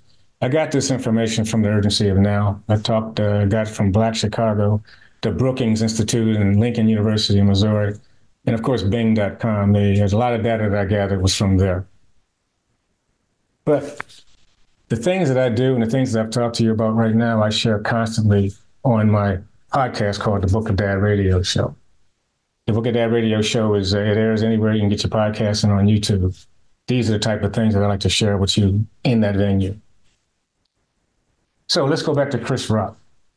Are we an endangered species? We could be if we don't take the necessary special steps to preserve our resource, our young men. We'll self-destruct, or the police will do it for us. Please consider these tools and information needed for the Black man to survive. I'm Dr. Robert Benson, and I hope you enjoyed and understand this presentation. Thank you for your time.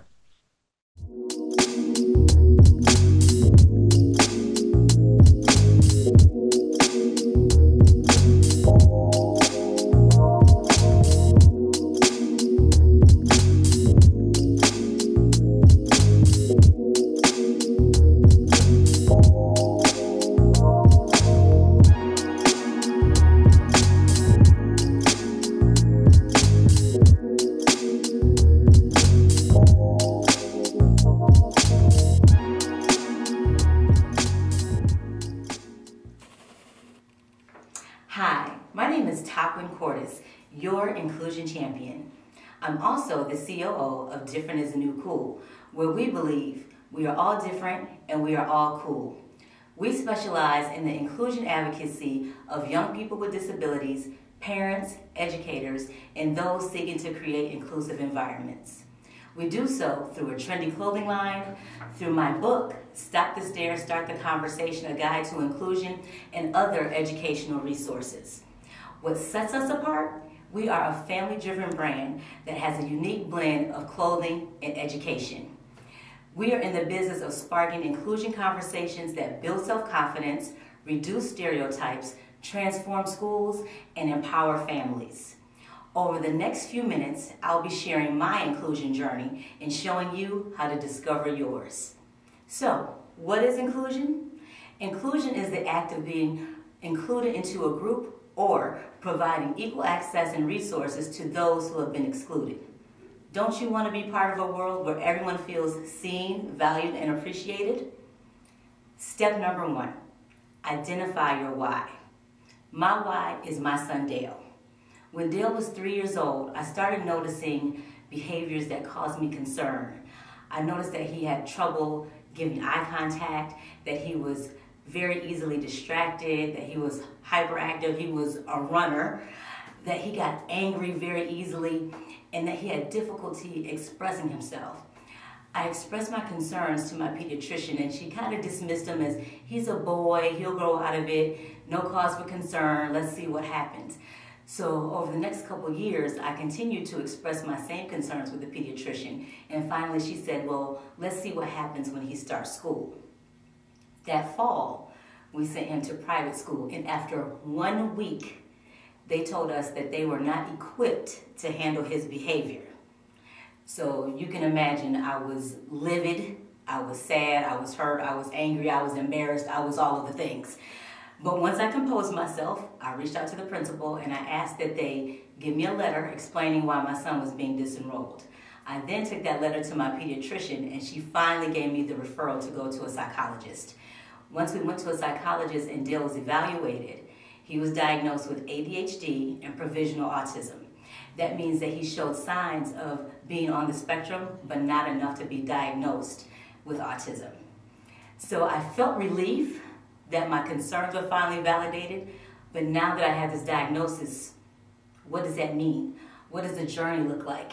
So I didn't know what the road ahead looked like, but I knew I was going to do everything in my power to support my child. Step number 2, educate yourself. When the psychologist diagnosed Dale, she gave us a load of information and resources.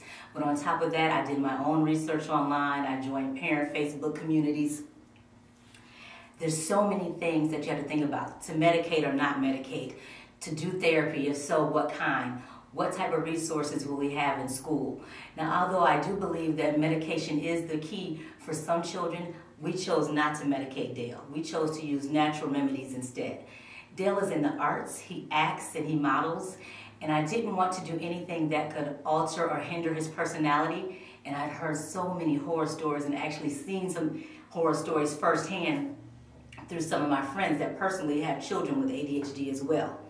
So also, as far as school resources, Dale currently has a 504 plan, which gives him preferential seating, which means he sits away from windows or doors or anything that's a distraction. He also has extended time for taking tests, and he also tests either in a room by himself or in a small group.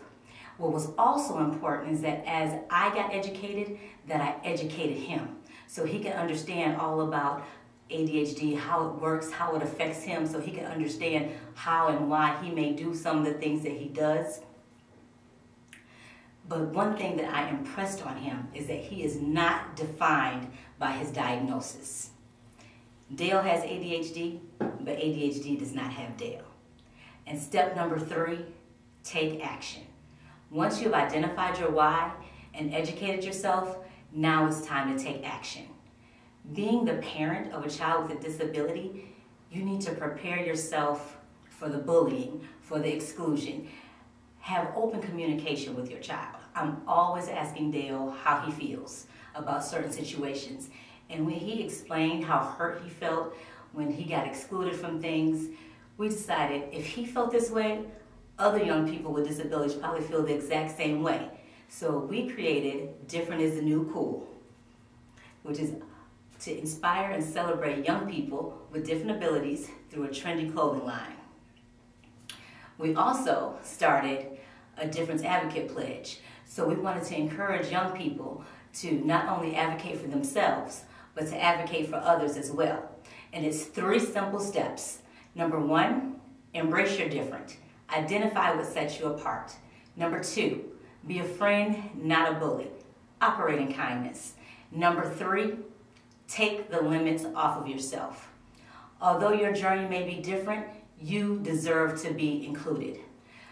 2 things we also want to express. 1, different does not mean less than. Also, you can thrive even with a disability diagnosis. Dale has ADHD, but he's also a scholar, an actor, a CEO, a public speaker. If he can do it, so can you.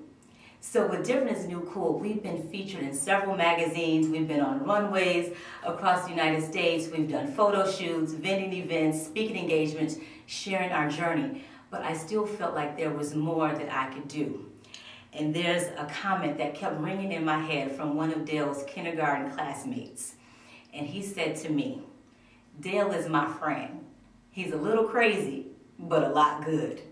And something about that comment has just stayed with me all this time. And I'm just like, can you imagine living in a world where everyone showed that kind of acceptance? Young people with disabilities are taught how to interact with others, but who teaches others how to interact with them? So from that, birthed my book, Stop the Stare, Start the Conversation, A Guide to Inclusion. It's the perfect resource for parents and teachers of elementary age children to teach them about embracing differences and the importance of inclusion. I feel like these conversations should start early and often and start in the home. You start having these conversations now, you create an environment of empathy, respect, and acceptance that will carry them to school, where these conversations can be continued. So, let's recap. The 3 steps to discovering your inclusion journey. Number 1, identify your why. Ask yourself these 5 questions. What are my core values and beliefs? What am I passionate about? What drives me to pursue my goals and dreams? How do I want to make a difference in the world? What legacy do I want to leave behind? Your why acts as a source of motivation during challenging times and provides a sense of meaning and fulfillment in your endeavors. 2, Educate yourself. Do your research. Learn all you can about your topic. Remove the emotions and focus on fact-based knowledge from sources such as specialists, pediatricians, and Facebook communities. Ask lots of questions and be open and receptive to the answers. And as you educate yourself, educate your child. It empowers them. And 3, take action. Now that you have identified your why, you've educated yourself, it's time to take action. Understand that everyone's action looks different. You need to identify what you want to be known for. How do you envision yourself making an impact on the world? It doesn't have to be over the top or elaborate, but do something. Remember, you are the solution to someone's problem. So join me as I seek to change the world, one cool kid, one cool household, one cool classroom at a time. Follow me on my inclusion journey on Facebook at Taquin Portis Inclusion Champion, or on Instagram at Different is the New Cool 2020. Now go out, be daring, be different, and be cool. Thank you.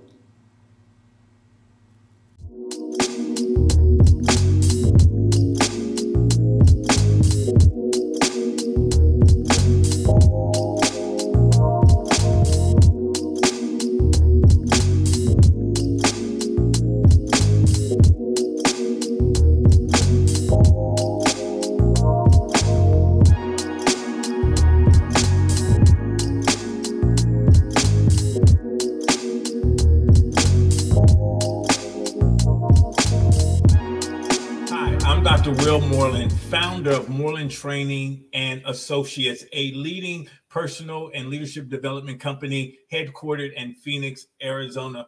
I'm super excited to have this opportunity to come and talk to you about a subject that I'm very passionate about. Over the last 25 years, I've had the opportunity to travel the world and work with over 2,000 organizations on 5 different continents around this subject entitled Leading with Civility. And that's what I want to talk to you today about, leading with civility and how you can become a leader that everyone wants to follow.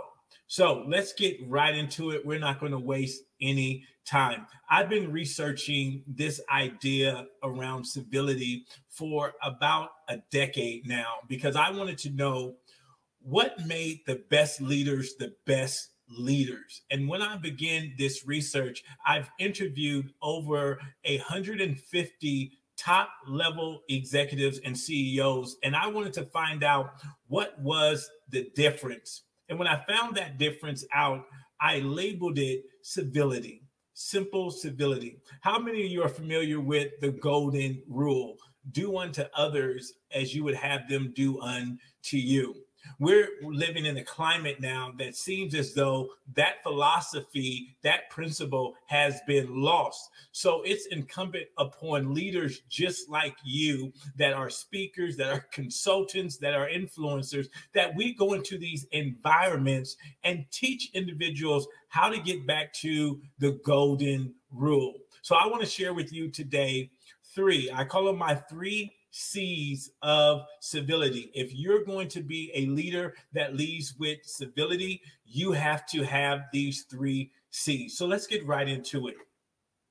Number 1, you have to start with clarity. And what do I mean by clarity? I tell everyone that I work with that I believe that everyone is a leader. Everyone, because when you look at the simple definition of leadership, it just means influence. It just means simply influence. You have the ability, the power to influence someone. So if that's the case, that means all of us are leaders because all of us can influence someone. If you're an older brother, an older sister, you have influence over your younger siblings. If you're an uncle, an aunt, if you're a deacon in a church, an elder in a church, if you're a neighbor, you're a leader because you can influence behavior. So it's not about if you're a leader, it's about what type of leader do you want to be?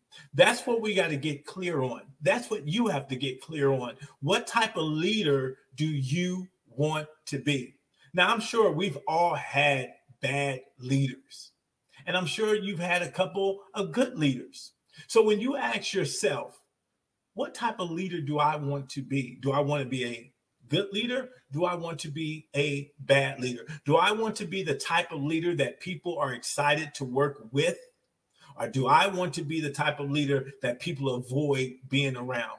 You have to make a decision. You have to get crystal clear on what type of leader you want to be. If you're going to effectively lead with civility, you got to get clear on that. The second thing you have to do is you have to have courage. If you're going to lead with civility, you have to have courage. Why do you have to have courage? Because everybody's not going to always agree with you, and it's not always going to be easy to do the right thing. You're going to get into situations as leaders and as influencers where you're going to have courage, because everybody's not going to be cheering for you. Everybody's not going to be waving the pom-poms for you. You're going to have to sit in some places and ask yourself, does this decision line up with my character? Does this decision line up with integrity? And for you to be able to walk it out, you're going to have courage. You want to be a leader that has courage. Thirdly, you want to be consistent. Great leaders are consistent in their character and in their integrity. And so as you're leading those that follow you, you don't want to have a Jekyll and Hyde type of personality. You want to be a person that they can depend on. You want to be the type of person that they know what they're going to get. When I was in the military, I had a wonderful leader by the name of Command Sergeant Major Babs. And Command Sergeant Major Babs, you know, he was tough. He was tough, but he was fair. And even though we talked about him being tough, we didn't mind him being tough because he was fair. When you went to go in for disciplinary actions in front of Command Sergeant Major Babs, you knew you may not like the result, but you knew the result was going to be fair. He was consistent across the board. I've tried to emulate that in my leadership and pass that on to individuals that I mentor as well. And so as I've been doing this work for the last 20 plus years, these three components, these three C's are the three C's that I have seen exceptional leaders implement into their leadership. I've had the pleasure of working with Fortune 500 CEOs. I've had the pleasure of working with different governments all around the world. And the leaders that stand out to me over and over and over are the leaders that have these three things working in their lives and in their leadership. Number one, they are clear. They're clear about the type of leader that they want to be. They have courage. They do the tough things. They make the tough choices. And then they're consistent. You can depend on them. You can count on them. And so when you look at your leadership, when you look at your leadership profile, and I challenge you to do this, if you really want to grow in your leadership, ask those around you, ask those closest to you, what type of leader are you? Because here's what I found out, even in my own leadership. You can have the right intentions and you can mean well, but it may not be delivered the right way. It may not be conveyed the right way. You may be thinking this type of leader, and the people that you lead, they're thinking something totally different. So let's work on getting that into alignment. Let's work on getting that into alignment. If you want to be a leader that leads with civility, and you want to be able to change cultures that you work in, you want to be able to change and transform environments that you're in charge of, then you want to lead with civility. You want to help those that you lead get back to that golden rule. Do unto others as you would have them do unto you. I'm challenging you, leader. I'm challenging you, influencer. I'm challenging you, speaker and consultant, to be a leader that leads with civility. Thank you so much. Listen, I would love to hear from you. I would love to hear how you're doing with your journey of leading with civility. I would love for you to connect with me. You can simply go to our company website, morelandtraining.com. That's MORELAND training.com. You can connect with me across all social media platforms at Dr. Will Speaks. The at sign Dr. Will Speaks. I would love to connect with you. I would love to support you on your leadership journey and you becoming a leader that leads with civility. Thank you so much for your time.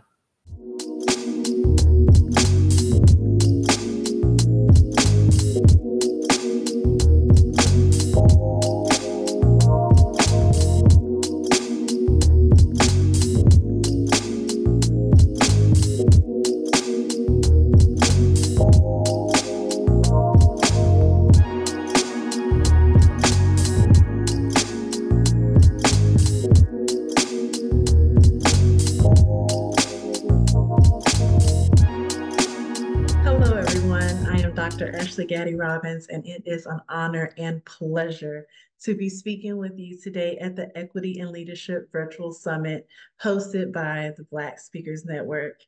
I am honored to even be in this space amongst so many brilliant speakers to really share my truth and really share my research around the power and the impact of everyday people.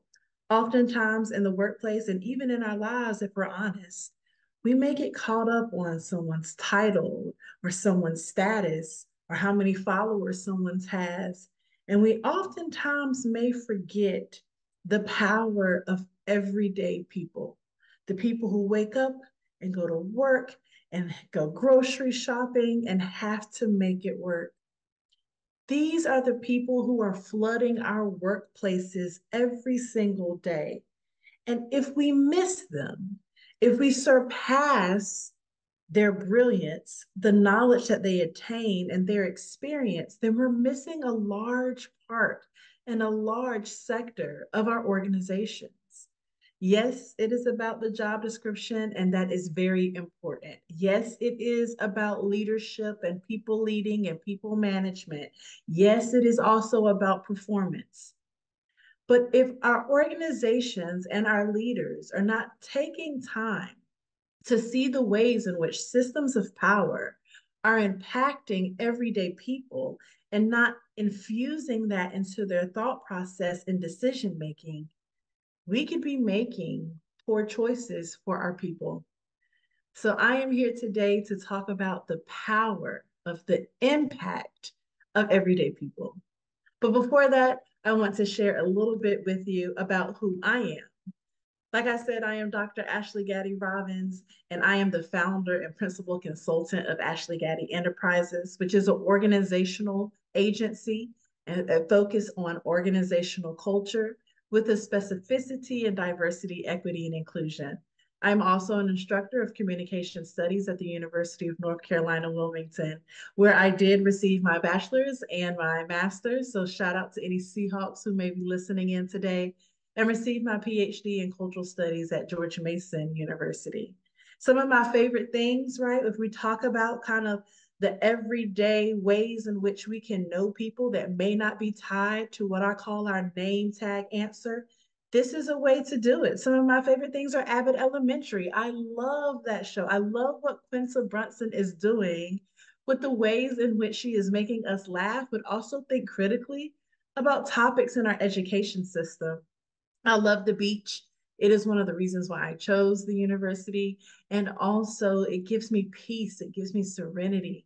And you are reading that right. So one of my favorite things is cheese, Cheez-Its, cheese puffs, Sargento off the block. Okay, if you know me, then you know that cheese makes me smile.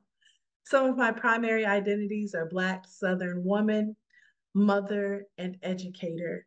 And these are the identities that are top of mind for me that I am not really able to escape, or I always have to think about it, or the world reminds me of these identities quite often. And when we think about identity, we have to understand that outside of our job titles and our job descriptions, there are so many identities that we are holding and that we are bringing into the workplace. It's more than just our job. How do you keep going every day is really a question that we should start infusing into our conversations in the workplace. When we ask a question like, how do you keep going every day? We begin to hear stories of resilience. We begin to hear stories of overcoming. We begin to hear stories of power. We begin to hear stories and open up ways that people are using skills to be able to maintain and to go beyond what their everyday circumstances may put in front of them. And these may not be skills that we think of in a normal day-to-day job, but they are skills that we should highly take into consideration. Do you know what it means to find a way to feed your family when you didn't think you were going to eat that day? Do you know the skill and knowledge that you have to be able to complete documentations to get your proper ID or your real ID so that you can even go to a job interview, especially if you're not a citizen of the United States? Do you know the knowledge and the skills that you should have that one has when you constantly get a no, but you keep striving and working towards that yes? This is power, folks. This centers the agency of people. When we ask questions like, how do you keep going every day? The stories that begin to filter in are the power and resistance of everyday people. The lives that we live are ebbs and flows. They are not always good. They are sometimes bad, and sometimes it may feel like that bad is lasting longer than the good. So we have to have a knowledge and a skill set that allows us to keep going. So in my research, I have studied Black women who receive government assistance. And these are 4 strategies that they use to answer that question of how do you keep going every day? My study specifically looks at the year of 2020 at the intersections of multiple large factors. But I want us to consider the impact of these 4 everyday resistance strategies. These may look different in the workplace, but these are some answers that could be what our people are saying or what people in the workplace are using in order to keep going, which provides them a larger skill set than we may ever know. Some women talk about faith and how they are grounded in their spirituality to have hope in order to keep going. Some people mention sacrifice, that they are not going to let barriers keep them down. And if that means that they have the sacrifice so that they can keep going, then that's what they're going to do for their families. Centering yourself, being able to go against the loud noise that may be talked about in your identity, but to center your self-care and your power so that you can invest in yourself. And community support, implementing Audre Lorde's philosophy and others' philosophy of community care. The more genuine support they have, the more that they feel nurtured so they can keep going. You know the skills that are just in these 4 strategies? Humility, self-awareness, perseverance, critical thinking. Oftentimes, we're not thinking that the ways in which we make it through every day can equate to these very same skills that we need for jobs. So I want to encourage us today to add a different question to our conversations, to add a different mindset or viewpoint to people. And that is bringing in the power of everyday people and really focusing on ways that they use their skills every day to achieve, and that they can do that same thing in the workplace. It is not just about titles and salaries. It is about the knowledge and the power that we can bring to your organization to make it the best and diverse as possible. Thank you so much. I truly appreciate it. Let's stay connected. Feel free to scan this QR code that will take you to my social media and to my website. And I would love to connect with you on how we can partner. Have a great day.